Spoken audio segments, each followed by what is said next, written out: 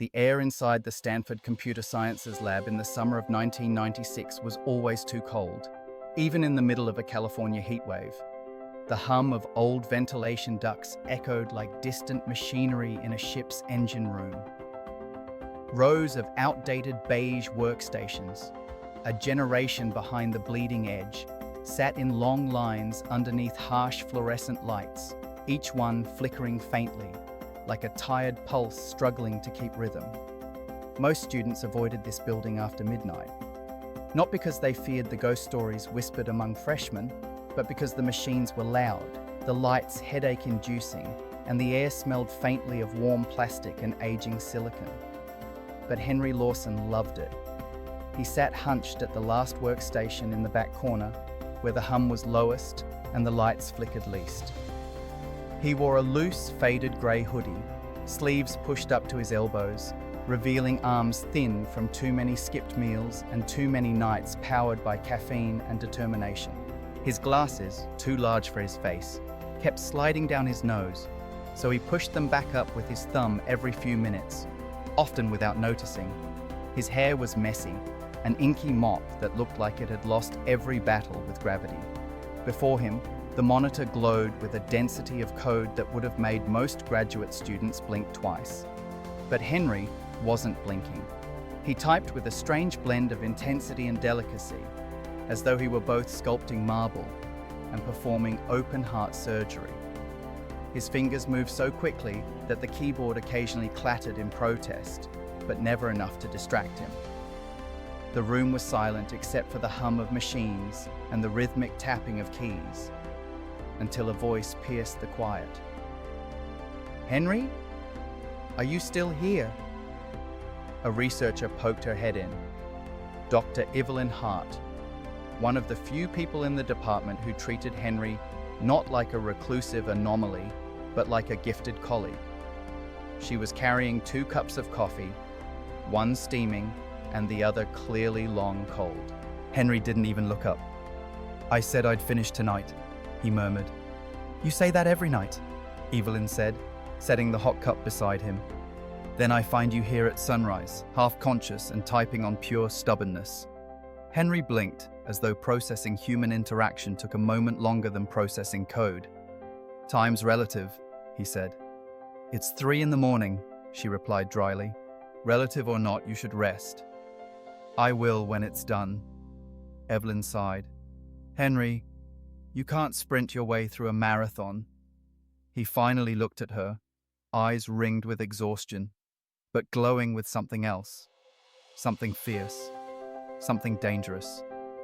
"It's not a marathon," he said softly. "It's a beginning." Evelyn held his gaze for a moment and understood that trying to stop him now would be like trying to stop a landslide already in motion. So she patted his shoulder and stepped back. "You know the others are waiting," she said. "They're all convinced this will work." Henry took a deep breath. "So am I."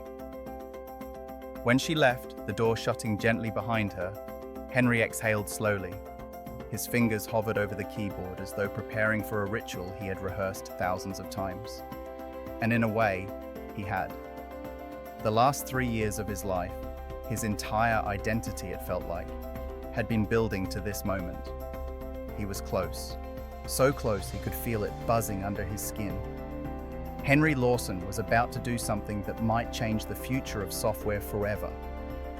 But for now, the only witness was the old workstation and the blinking cursor waiting for its final instruction. He typed one last block of code, each keystroke steady, deliberate, almost reverent. Then he sat back. His heart hammered against his ribs with a mixture of exhaustion and exhilaration. He reached for the enter key, hesitated, then pressed it. The workstation hummed louder for a moment, like a machine clearing its throat. Compiling. No errors. Henry didn't blink. His breath stayed trapped in his chest. Then, on the bottom line of the screen, the words appeared. Build successful. Lawson Language Compiler v1.0. The breath escaped him in a shaky exhale. He had done it. After a lifetime of feeling like he had been born at the wrong time, thinking too far ahead of his peers, After years of professors telling him to slow down or be realistic, after countless nights alone with nothing but code and ideas too big to fit inside his mind. He had done it. He didn't celebrate. Not yet. He simply stared at the screen, quietly absorbing the moment. He reached up and pushed his glasses back into place, hands trembling slightly. The door suddenly swung open, startling him. Evelyn stood there, this time not alone. Behind her came 3 graduate researchers, 2 professors, and even a teaching assistant who barely knew Henry beyond the rumors of that weird kid who works all night. They all looked tense, nervous, hopeful. "Well?" Evelyn asked, stepping forward, voice barely above a whisper. "Is it?" Henry nodded once. The room erupted in applause. It wasn't loud, not the deafening roar of a stadium, but it was real. It was warm. It was the kind of applause that said, "We've been holding our breath with you." One of the professors approached Henry and shook his hand with a grip stronger than expected. "You've done something remarkable tonight," he said. This is genius." Another researcher leaned over Henry's shoulder, eyes widening as she read the logs. "Henry, this syntax, it's so compact, and the compiler speed, it's unreal. This could be revolutionary." Henry smiled faintly. "It's just the beginning," he repeated. Someone brought in a dusty old camcorder, flipping it open with excitement. They wanted to record the moment for the department archive, maybe for the world. A camera was aimed at Henry, who looked startled by the attention. He didn't want fame. He didn't want headlines. All he wanted was to create something beautiful, something elegant, something that could open doors for future programmers, the way his childhood heroes had opened doors for him. "Say something," Evelyn encouraged from behind the camera. Henry thought for a long moment, then finally spoke. "I hope this language helps people build things that matter," he said. "And I hope they use it to lift each other up." He paused, almost shy. "Technology should never make anyone feel small." The room grew quiet, the applause fading into thoughtful stillness. Evelyn turned off the camera. "That," she said softly, "is going in the archive forever." Henry chuckled and ran a hand through his hair. For the first time in weeks, he looked like the weight on his shoulders had lightened, if only a little. The researchers moved quickly to test the language on different machines, running simple programs, pushing the boundaries of what it could do. Every result confirmed Henry's work was not some fragile, one-off miracle. It was robust, fast, and shockingly ahead of its time. A few minutes later, someone ran out to grab pizza. Someone else put on music. A celebration sprang to life around Henry, organic and joyful. But he didn't drift into the party. He stayed at the workstation, quietly observing the others embracing the thing he had made. He liked seeing them excited. It meant he hadn't built something useless. It meant he hadn't wasted years chasing a dream no one would understand.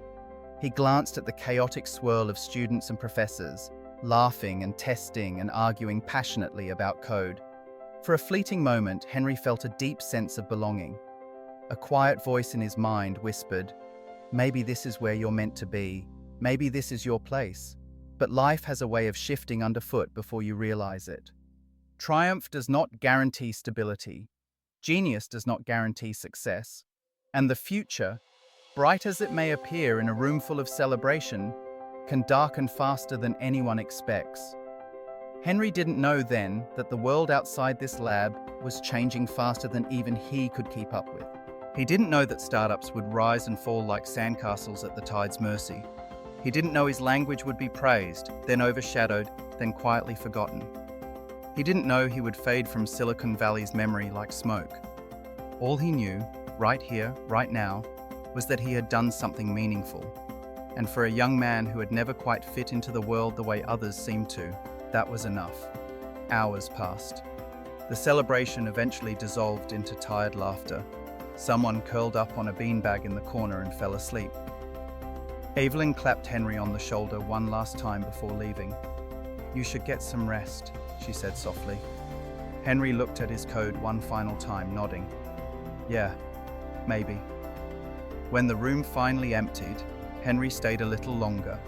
He walked to the whiteboard, a wide expanse covered in sketches, syntactic flowcharts, and countless erased ideas beneath the visible ones. He picked up a marker and wrote in small letters, Version 1.0. There will be more. Then he stepped back. His future stretched before him like an uncharted map. He didn't know that the path ahead would twist into something unrecognizable. He didn't know he would become a ghost in his own industry. He didn't know he would spend decades wandering through forgotten corners of Silicon Valley. Still brilliant, still capable, but buried under the weight of time and change. He didn't know that one day, far from this lab, a young CTO with too much pride and too little patience would look him in the eyes and say, "What do you know about code?" And he definitely didn't know what he would become after that insult reignited the spark inside him. But that was the future. For now, in the dim glow of an aging lab, Henry Lawson closed the computer, packed his bag, and stepped into the night air, unaware that the world he had helped build would one day forget him, and that he would return to it in a way no one could ever predict. The hum of machines died behind him. The campus lights flickered. And as Henry walked away, the first subtle cracks of destiny began forming, cracks that would take decades to split open. He didn't hear them. He wouldn't understand them until it was too late. But oh, the world would feel them. Henry Lawson did not realize, as he walked through the dim halo of street lamps that night in 1996, that it would be the last time he felt completely certain about his purpose. The cool air draped around him like a cloak, and his breath came out in thin, white wisps.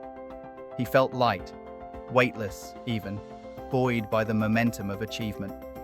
The Lawson Language v1.0 hummed quietly on the lab servers behind him, ready to be tested, explored, improved. The world felt open, like a vast blank canvas waiting for his next line of code. He stepped onto the empty sidewalk, listening to the distant buzz of traffic on El Camino Real. In his mind, ideas continued to unfold. Optimizations he could apply, compilers he could build, new syntax structures he might explore. His language wasn't perfect yet, but perfection was never his goal.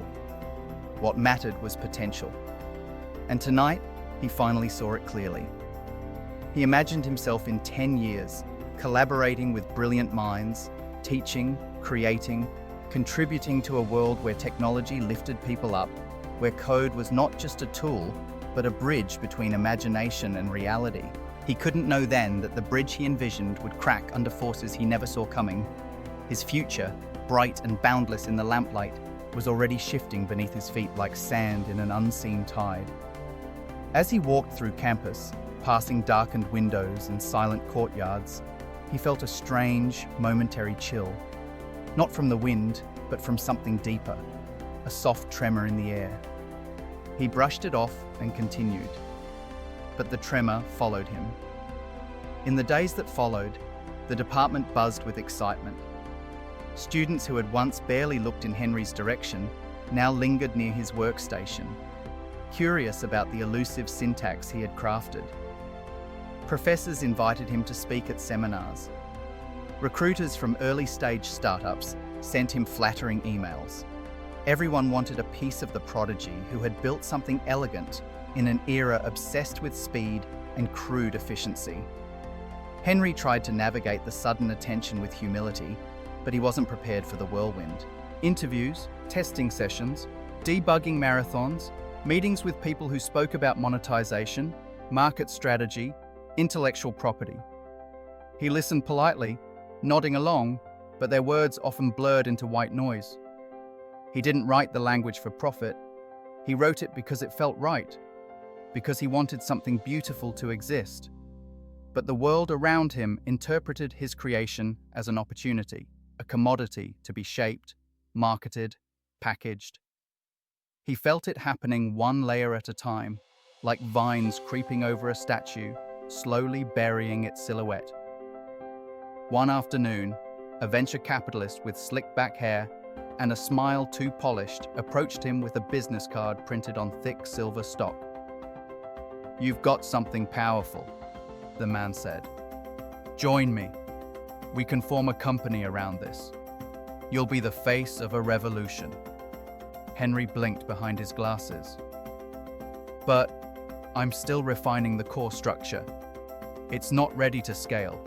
Not until..." The man interrupted, waving a hand dismissively. "Doesn't matter. The tech world doesn't reward patience. It rewards movement. You strike while people are talking about you, not after." Henry hesitated. "But I want the language to be built with intention." The man's smile thinned. "Son, intention doesn't pay for servers." Henry declined politely. The man left without another word. Over the next few months, invitations began to taper. Recruiters stopped calling. The department moved on to other projects. A wave of new web technologies rose like a flood, drowning out quieter, more delicate innovations. Henry's language, though admired in academic circles, failed to gain traction in the industry. Venture capitalists preferred tools that were fast to build, fast to scale, fast to fail. That was the rhythm of the valley now. Speed, speed, and more speed. Henry's work was many things, but it was not built for that rhythm. He didn't realize how quickly the industry was sprinting ahead without him. He kept refining, kept improving, kept believing that if he simply made something excellent enough, people would eventually recognize its worth.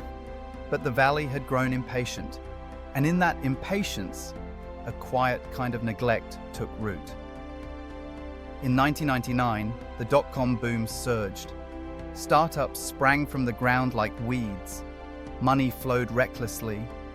Code bases ballooned, frameworks multiplied, and language after language became the next big thing for brief, blinding moments.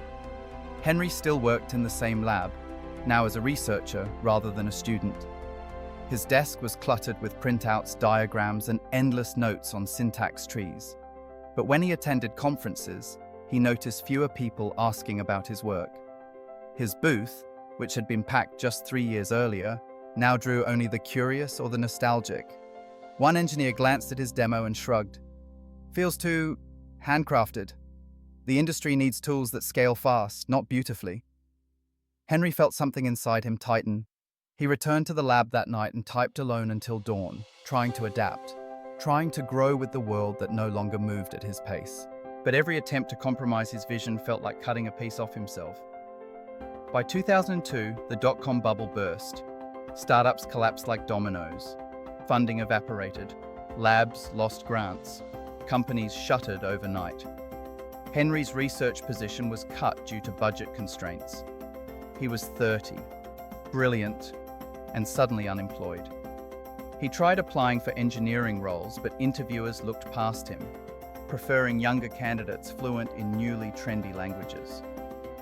Henry spoke in terms of stability, longevity, architecture. They wanted rapid iteration, quick wins, hustle. He kept freelancing, short-term contracts, debugging, odd software tasks. But none lasted long. Bills collected. His savings thinned. One evening, he received a call from an acquaintance who ran a small IT repair shop. "We're overwhelmed," the man said. "If you're open to it, I could use someone who actually knows what they're doing. Fixing computers, networks, printers, nothing glamorous." Henry paused. His heart ached at the thought of stepping away from the world he had tried so hard to be part of. But rent was due. His fridge was empty. He accepted. Years blurred together. Startups rose and fell. Tech giants emerged. The world moved into cloud computing, mobile apps, distributed systems. Each wave surpassed the last, faster and louder. Henry drifted on the outskirts, unseen. He repaired laptops in coffee shops, replaced motherboard capacitors in cramped Bay Area apartments, removed viruses from desktops owned by retirees who still printed their emails. He became familiar with the weight of the toolkit in his hands, the click of a screwdriver, the sigh of a machine cooling after hours of overheating. Occasionally, He'd see an article about a new language built on principles eerily similar to his own. He would read it quietly, without bitterness, just a faint, distant ache. People forgot his contribution, or perhaps they never knew it existed in the first place. But he continued fixing machines because he still believed in helping others, even if the world had moved on from helping him. In 2010, he walked past a billboard for a new Silicon Valley company, sleek, modern, promising to redefine cloud architecture. The name burned across the sign, Cloud Nova. He didn't think much of it then, not until a decade later. Not until the world circled back toward him in a way that felt almost cruel in its irony. By 2018, Henry had settled into a quiet rhythm. He lived in a modest apartment in Sunnyvale, surrounded by mismatched furniture and piles of old computer parts. He woke early, brewed cheap coffee, answered repair appointments, and spent evenings tinkering with small personal projects he never showed anyone. One night, he decided to revisit his old language. He hadn't touched the core compiler in years. Dust coated the old hard drive where v1.0 was stored. When he opened the files, a wave of memories washed over him. The lab, Evelyn, the applause, the feeling of infinite potential. He sat for hours revising the code. He didn't expect anyone to ever use it again. He didn't expect to publish updates or revive the project. He just wanted to feel like a creator again. For a moment, in the quiet of his dim apartment, he did. But morning came, and with it, the familiar weight of reality. Repair calls, invoices, aging machines with broken fans and corrupted drives. Henry's world had shrunk, and for a long time, he accepted it. Until Cloud Nova called. They needed a technician to look at a malfunctioning workstation in the office of their young CTO. Temporary contract, one-day job, nothing special. Henry almost declined. He preferred smaller tasks, quieter spaces. But something about the request intrigued him. Cloud Nova had grown into a juggernaut, a tech giant known for its innovative cloud systems and lightning-fast deployment frameworks.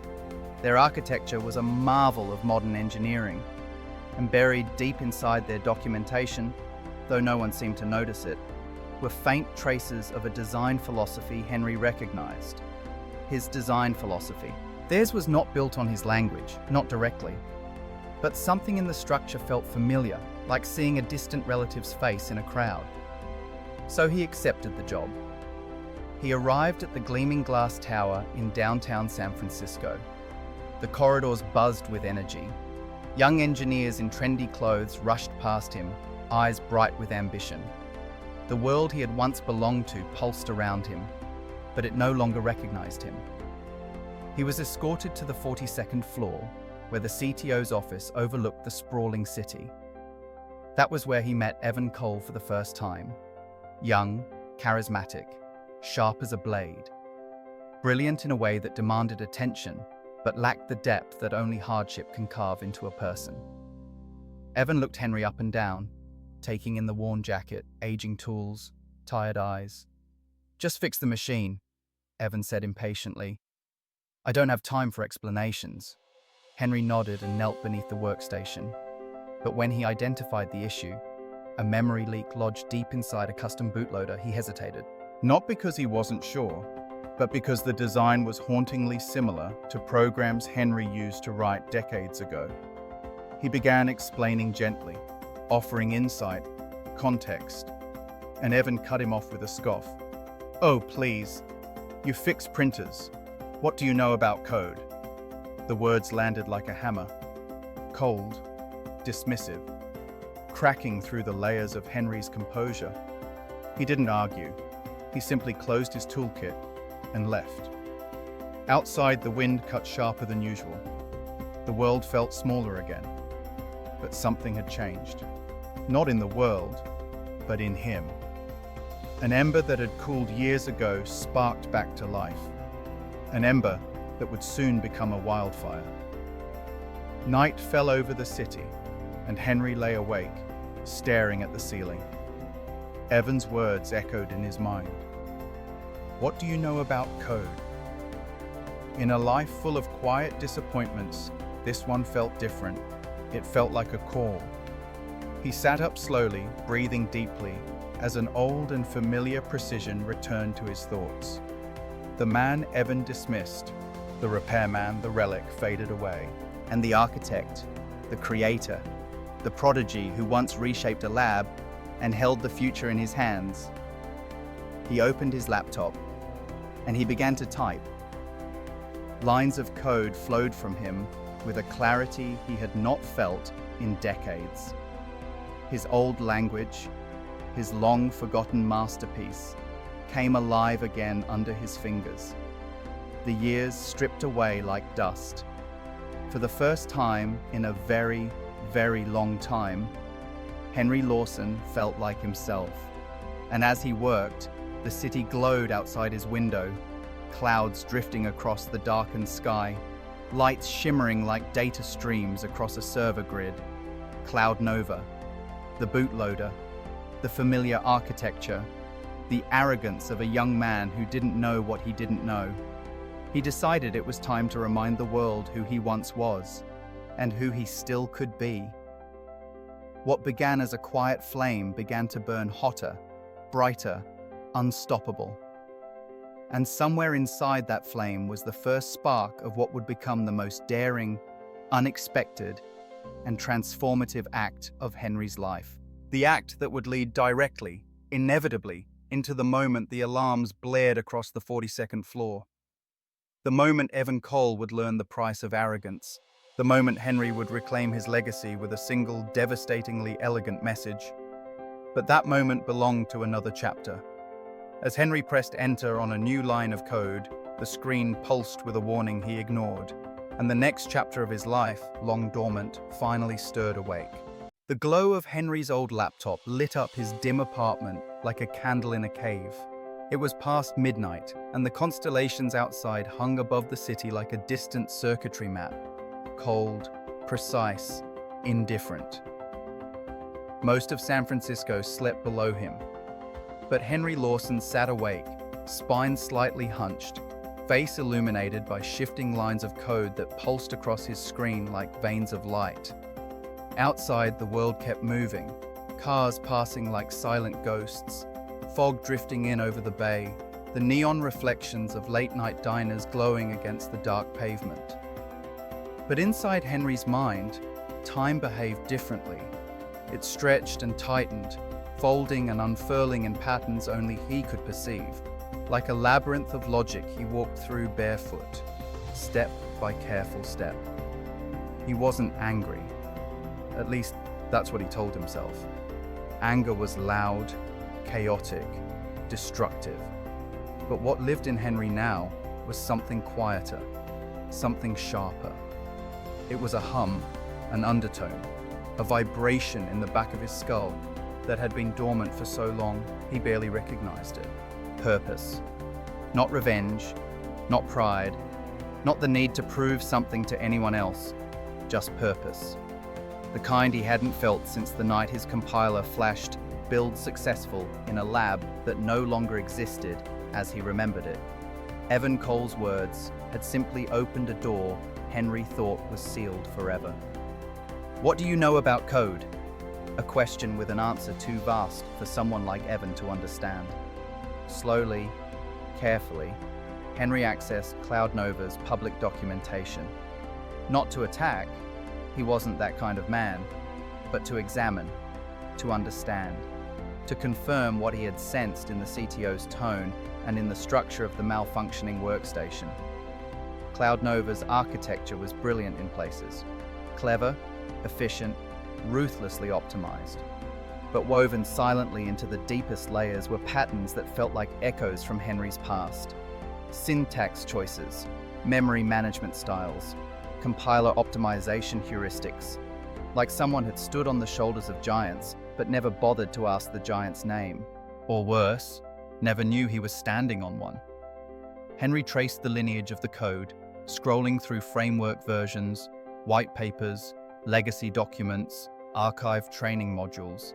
The deeper he dug, the stronger the resemblance grew. Perhaps unintentional, perhaps not. but undeniable. His language had become an invisible skeleton beneath the polished marble of Cloud Nova's empire. He leaned back in his chair, rubbing his eyes. He wasn't sure how he felt, strangely proud, strangely sad. He'd always hoped his work would mean something someday, but he had imagined being part of its growth, not watching from the sidelines like a ghost haunting a world that had forgotten him. Even so, he didn't blame the young engineers. They were inheritors of an ecosystem, not thieves. Nobody told them the stories of the pioneers who built the foundations. Nobody told them who Lawson was or what he had done. History had swallowed him. But Evan? Evan had looked him in the eye and dismissed him as if he were nothing, as if age stripped away brilliance, as if a job title erased a lifetime of mastery. That was the part Henry couldn't let go of. Not because it hurt his pride, because it was dangerous. Arrogance in a leader could break far more than a workstation. It could break companies, break people, break innovations that were meant to lift others, not bury them. Henry closed his eyes. The hum in his skull sharpened. He had to do something, not out of spite, but to remind people not just who he was, but what humility looked like when rendered in pure code. He opened a new terminal window. Fingers hovering over the keyboard, he whispered to himself, almost like a vow, just enough to be heard. Then he began typing. The next several hours passed in a way that felt like slipping underwater. Everything outside his screen blurred into insignificance. He saw only logic paths, encryption layers, authentication gateways. Cloud Nova's security system was no joke. It was built like a fortress surrounded by laser grids and guard towers, firewalls layered like onion skins, redundancy on top of redundancy. But Henry wasn't forcing his way in, he was flowing. He didn't break the system, he read it, understood it, mirrored its movements like a dancer who knew the choreography better than the choreographer. He slipped through blind spots because he recognized their shape. He bypassed protocols not by brute force but by elegance, sliding between cracks no one else saw. He thought of the lab again, the applause, the pride, the feeling of possibility. Then he clicked on a line of code in Cloud Nova's kernel that looked eerily similar to something he once built at 22.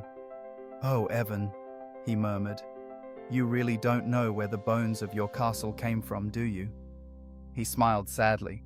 He wasn't here to destroy anything, just to touch it, to remind the structure of who had carved its first blueprint.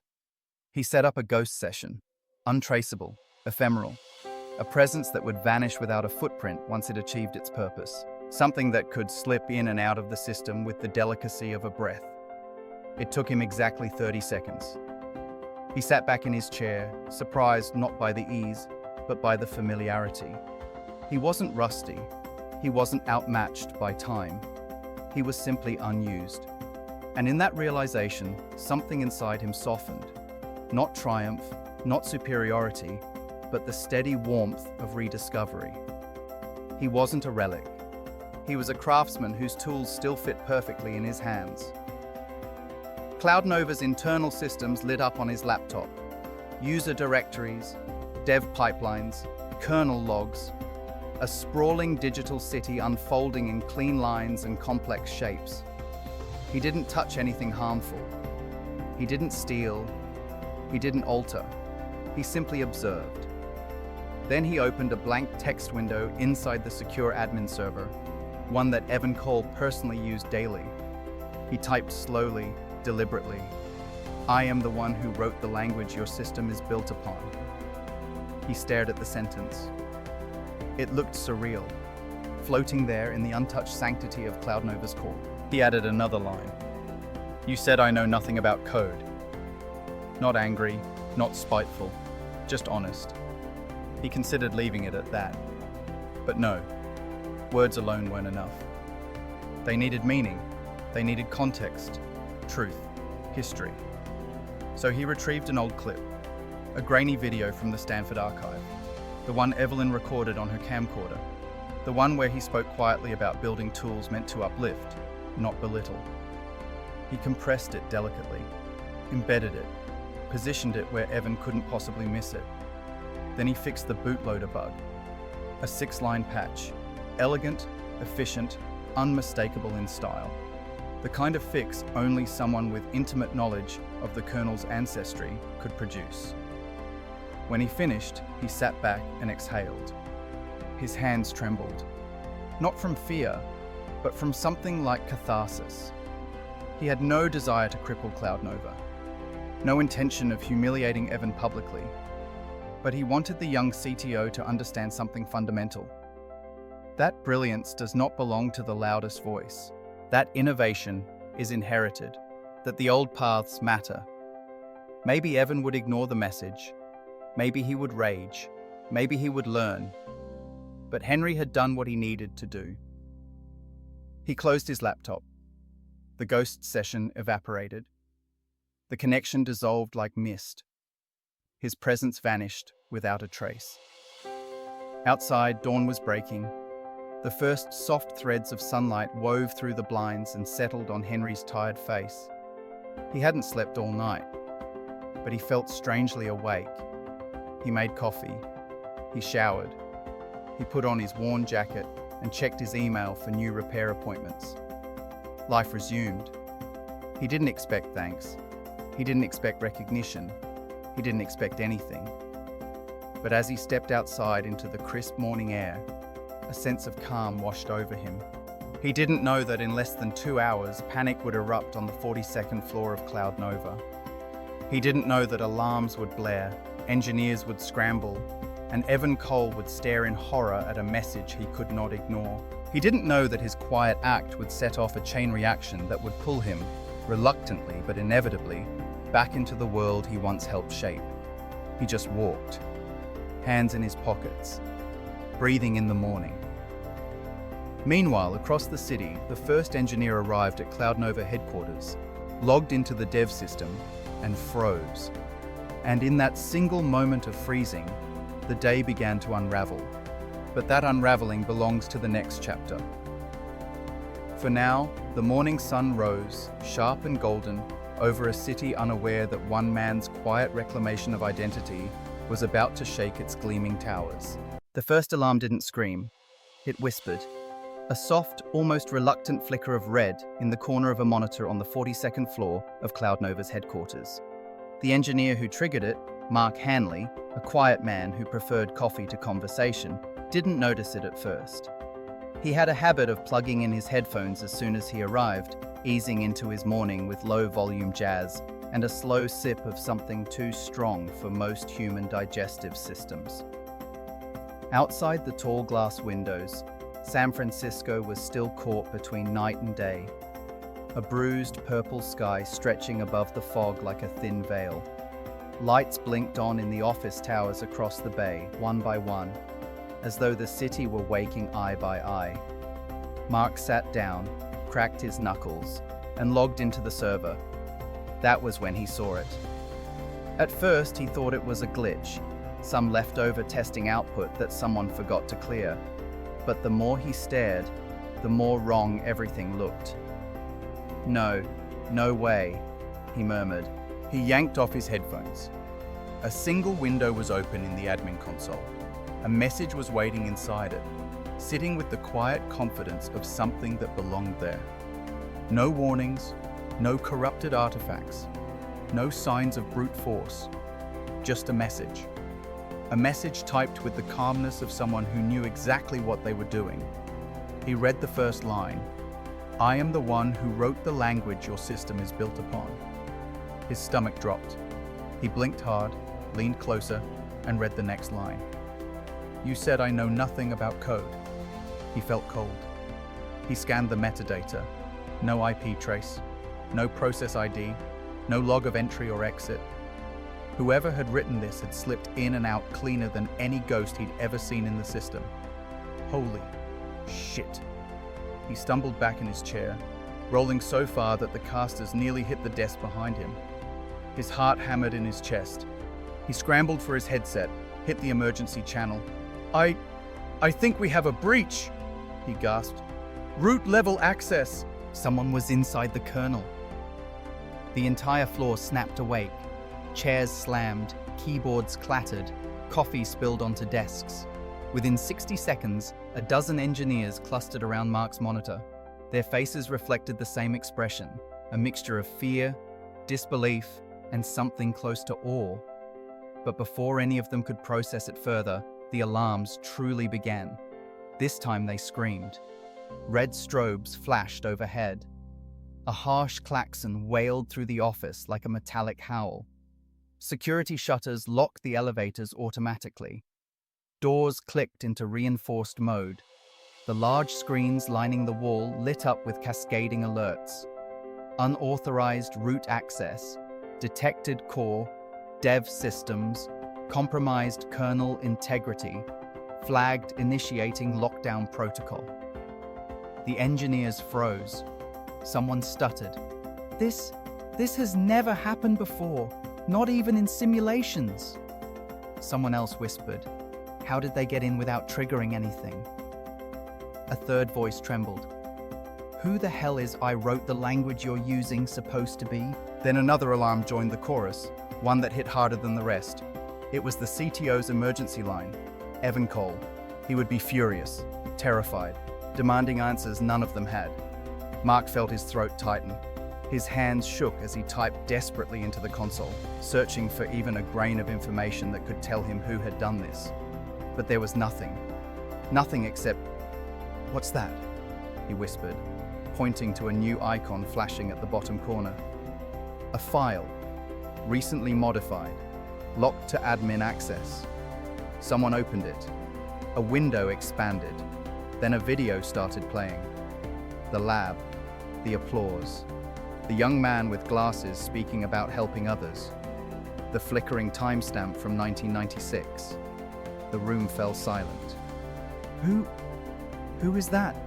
someone whispered. The name and the timestamp. Lawson. A murmur rippled through the team. Wait, as in Lawson syntax? Lawson memory management? No, that can't be. He disappeared in the early 2000s. People said he quit, or burned out, or died. I thought Lawson was just a story professors told to torture undergrads. But if he wrote the language our kernel is built on, you're telling me the ghost of a legend just broke in here? Fear gave way to something else. Reverence. Shock. The realization that they might be standing inside a chapter of history being written right in front of them. And then the elevator override kicked in. A voice yelled from across the room, "CTO incoming!" The elevator panel blinked red, then green, then opened with a violent ding. Evan Cole stormed out. He looked dangerous. Not the kind of danger that throws punches or breaks screens, but the kind that burns silently. The kind that comes from pride, that has just been wounded before an audience he desperately needs to impress. "What the hell is going on?" he snapped. Mark stepped aside mutely, pointing to the monitor. Evan stared. His jaw tightened. He read the words slowly, as if each one stabbed deeper than the last. "I am the one who wrote the language your system is built upon." The room held its breath. Evan's face shifted. Confusion first, then irritation, then denial, and finally a flash of something like recognition. He remembered the repairman. He remembered the quiet voice offering insight. He remembered dismissing him with a smirk and a sneer. He remembered saying, "What do you know about code?" His throat tightened. His cheeks flushed. But he refused to let the emotion break through. "This is a prank," he said sharply. "A stunt." "No attacker could enter our system this quietly," someone murmured. Evan ignored him. "And that video? Fabricated." Mark shook his head, voice trembling. "We checked metadata. It's a legitimate Stanford archive, dated 1996. And the code patch." "What patch?" Mark hesitated. Evan stepped closer, icy. "What? Patch?" Mark swallowed hard. "He fixed the bootloader bug." Silence. A long, ringing silence. Fixed the bug Evan's team had been struggling with for weeks. Fixed it with 6 lines. Fixed it cleanly, efficiently, brilliantly. Evan felt heat building behind his eyes. Whether it was embarrassment, anger, or something deeper, he couldn't tell. He clenched his fists. "Shut it down," he ordered. "All of it. Trace him. Find his entry point." Mark looked at him helplessly. "There is no entry point. He ghosted us. He must have left something." "He didn't." "Logs? Blank. IP? Nothing." Evan's voice grew colder. "Don't tell me nothing. Nobody breaks into Cloud Nova and leaves nothing." But the truth settled over the room like dust. Someone had. Someone who moved like liquid code. Someone who understood the architecture better than the people who built it. Someone who touched the system with the kind of finesse that only the original architect could possess. Someone, Henry Lawson. Evan exhaled, sharp and shaky. "Leave," he muttered. "What?" "Everyone, out." The engineers exchanged worried glances. "Sir, protocol!" "I said out!" The floor emptied in seconds. When the doors shut, Evan stood alone with the screen. The video replayed silently in the background.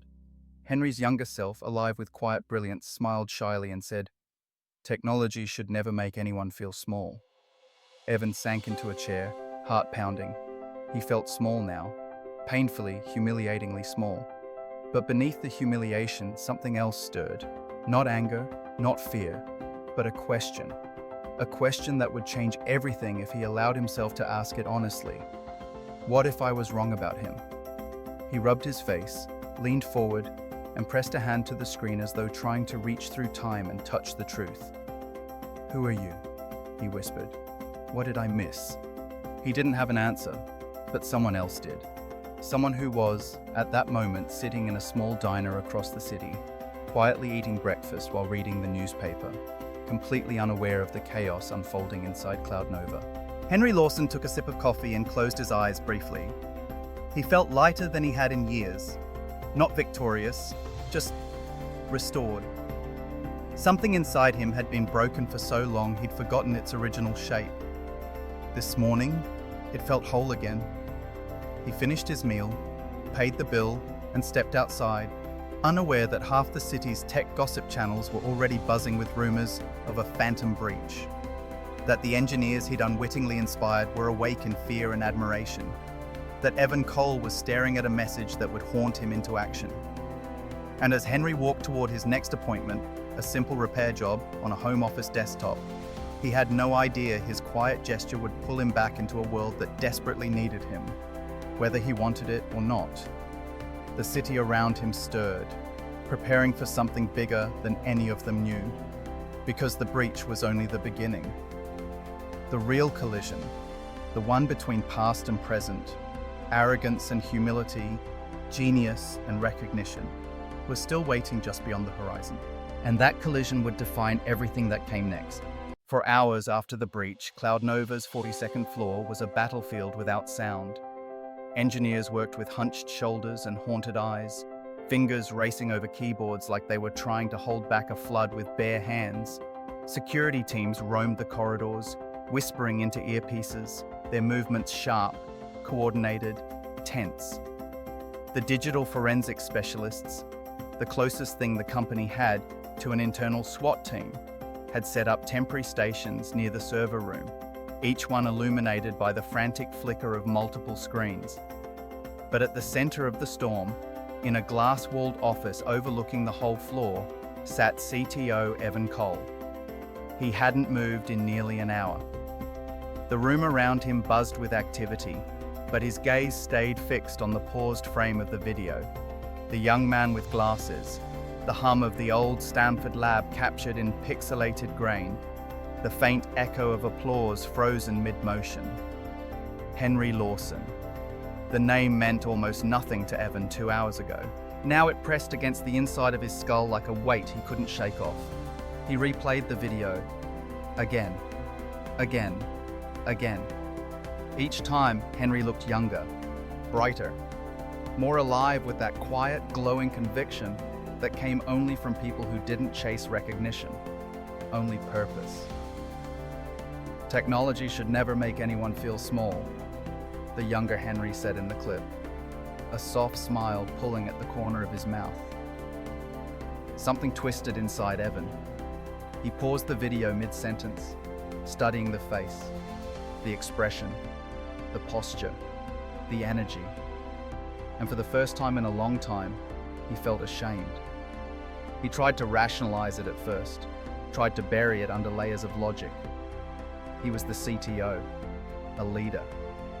He knew what he was doing. He didn't have time for sentimentality or nostalgia. The industry didn't reward gentleness, didn't reward patience, didn't reward humility. It rewarded teeth. But even as these thoughts marched across his mind, they couldn't drown out the memory of his own voice. Sharp, dismissive, condescending. "Oh, please, what do you know about code?" At the time, the words rolled off his tongue with satisfying cruelty. Now they came back like a gut punch, suffocating his chest with a pressure he couldn't ignore. He rubbed the bridge of his nose. "Find him," he ordered finally, voice hoarse. The lead forensic analyst, a lean man named Archer, cleared his throat nervously through the comm channel. "Sir, we've run every standard trace, then every non-standard one. We've cross-referenced process trees, cached logs, incomplete system calls, ghost packets, and," Evan snapped, "whoever did this is a ghost." "Then find the ghost." Archer hesitated. "That's the problem, sir. He didn't just erase his trail, he walked around it. Whatever he used to access the kernel didn't hit a single monitored route. It's like he..." "Finish your sentence." "It's like he knew the architecture intimately, like he knew where the blind spots were before we even created them." Evan's chest tightened. "That's impossible." Archer hesitated again. "Unless he built the blind spots himself." Silence. A long, deep silence, the kind that settles over a grave. Evan forced a breath into his lungs. His heart felt like it was being squeezed by an invisible fist. He couldn't afford to let his team sense weakness in him. Not now, when panic was already simmering under the surface. "Check recordings," he said. "Check door logs. Check building entry lists. Find me a name." "We did, sir.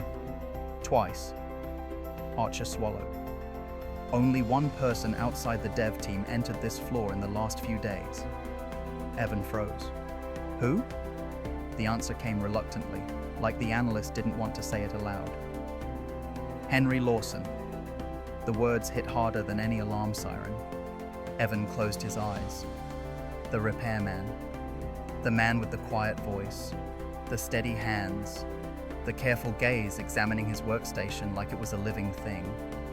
The man he shoved aside without even giving him the dignity of acknowledgement. His face burned with shame. "Where is he now?" Evan asked, trying to steady his tone. "We're not sure." "What do you mean you're not sure?" "He left the building after completing the repair. As far as we can tell, he went home. After that, he's off-grid. No active accounts, no public posts, no digital footprint in years. So find one." Another long pause. "Sir, we can't." The truth hit Evan in the chest. Henry didn't exist in the digital world. He had erased himself, not the way criminals did, sloppily, suspiciously, leaving holes where data should be, but with the care of someone who understood the system so intimately he could disappear through the cracks like smoke. The kind of disappearance only brilliant minds could achieve. Evan lowered his head. "Give me his address." The analysts exchanged glances. "Sir, this might be illegal. Give me his address." A moment later, it appeared on his monitor. A modest apartment in Sunnyvale. Nothing like the penthouse Evan lived in. Nothing like the luxury apartments his colleagues boasted about. Just a quiet, unassuming building in a neighborhood no one in tech bragged about. He stared at it. Henry Lawson, the man the industry forgot, the man Evan disrespected, the man who broke in not to steal, but to help. Evan closed the laptop, grabbed his jacket, and ignored the terrified calls of the security team asking him to stop. He wasn't going to hunt Henry like a criminal. He wasn't going to confront him with anger. He was going because something inside him, some small fragment of conscience he thought had died long ago, was pulling him forward. Not with rage, not with fear, but with the desperate need to understand. The drive from San Francisco to Sunnyvale took 40 minutes, but to Evan, it felt like crossing decades. Each mile marker blurred by in silhouettes of grey and gold, painted by morning sunlight that had crept up while he wasn't paying attention. His reflection in the window looked strange, drawn, paler than usual, eyes shadowed with something more than exhaustion. He didn't look like a CTO anymore. He looked like a man staring down the consequences of his own blind arrogance. His phone buzzed non-stop with updates from Cloud Nova. He silenced them all.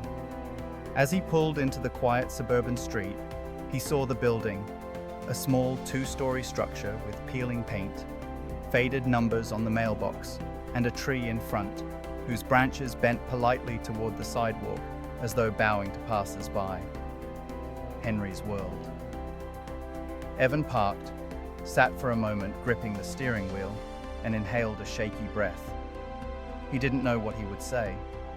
He didn't know if Henry would answer the door. He didn't know if Henry even wanted to see him. But he had to try. He stepped out, walked up the small flight of concrete steps, and knocked. Once. Twice. No sound.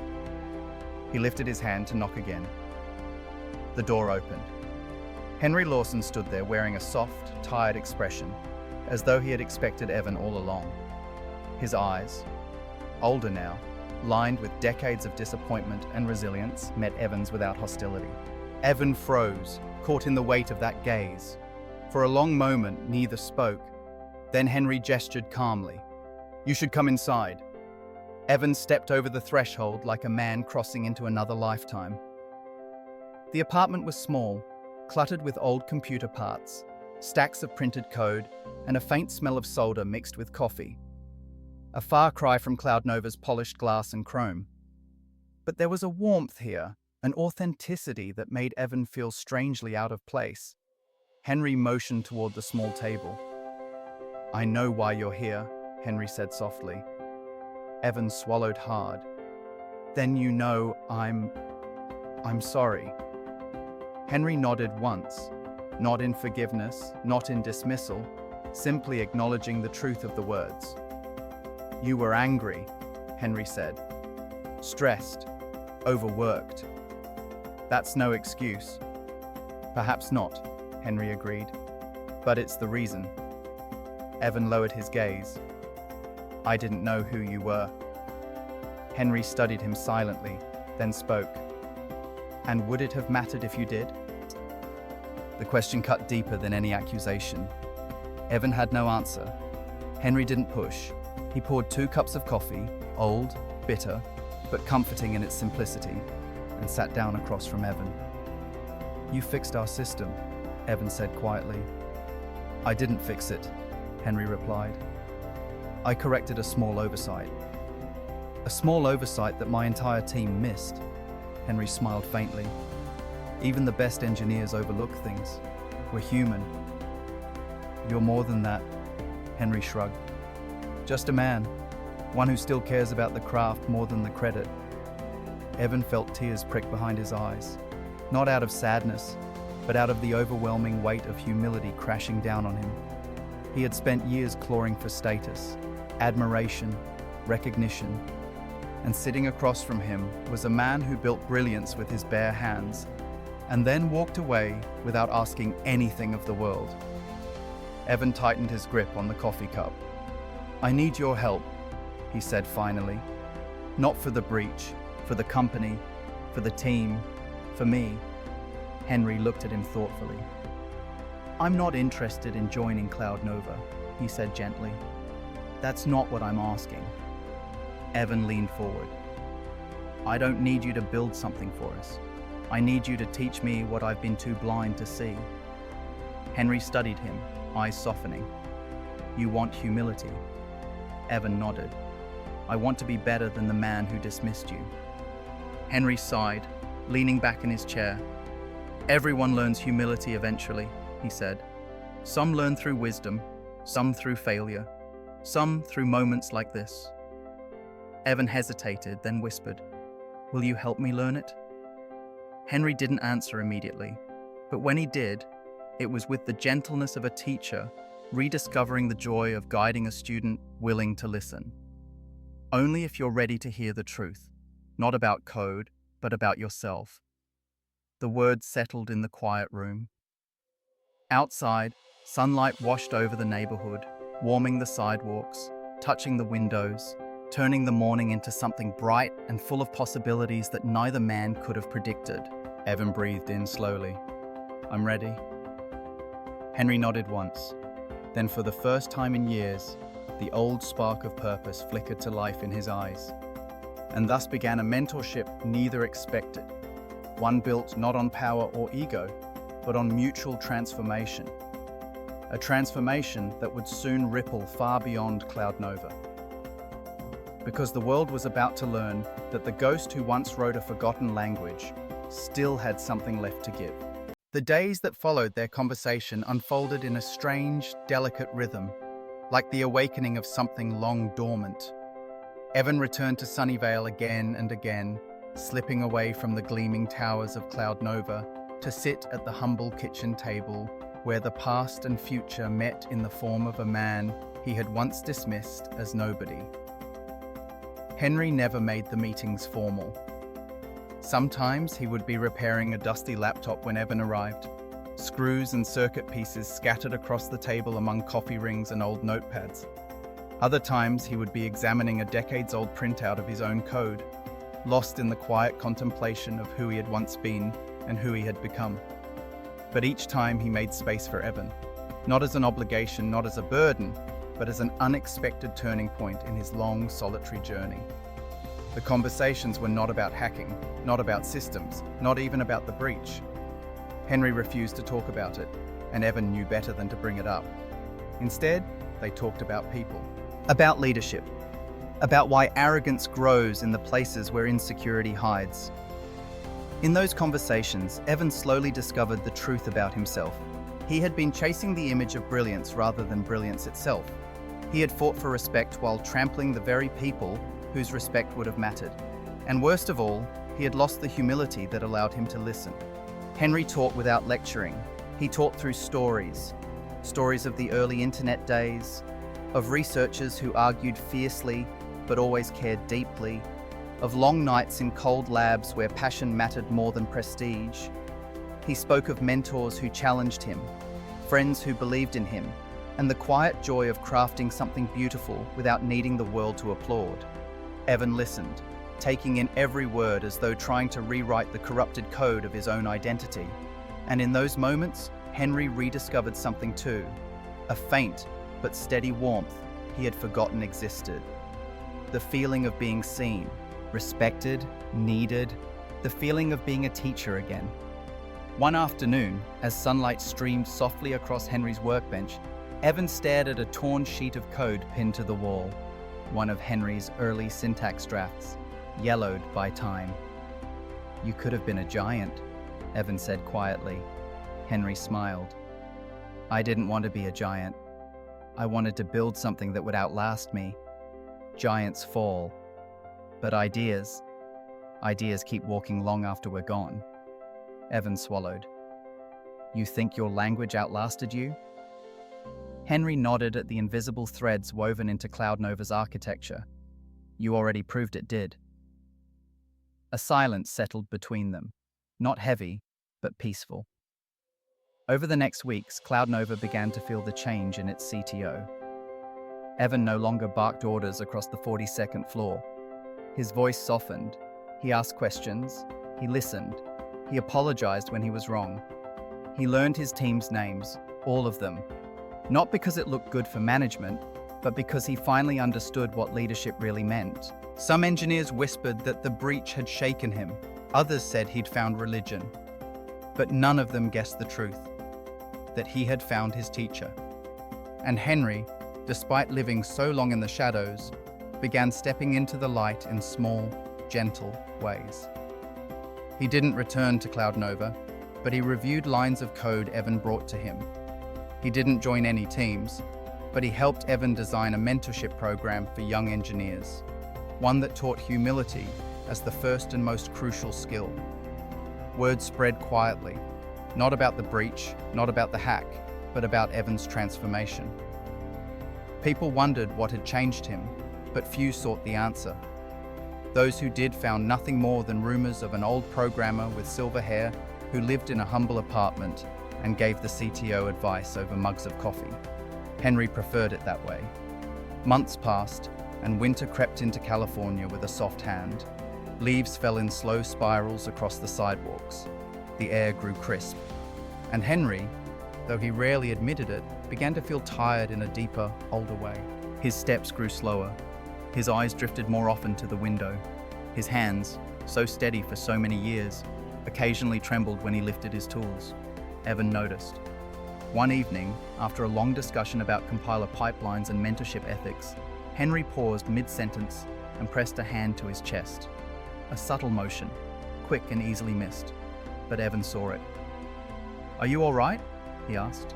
Henry nodded, smiling faintly. "Just age reminding me it's still here. Should I call someone?" "No," Henry said softly. "Sit. Let's finish." But the conversation faded into quieter territory. Stories from decades ago, memories Henry had never shared before.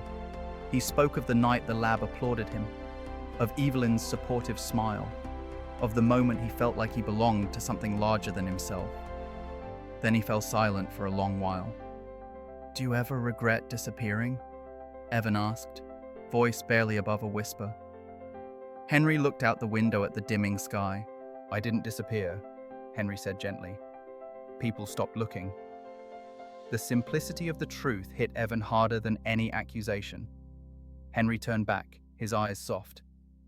"But you found me." Evan lowered his gaze, unable to speak.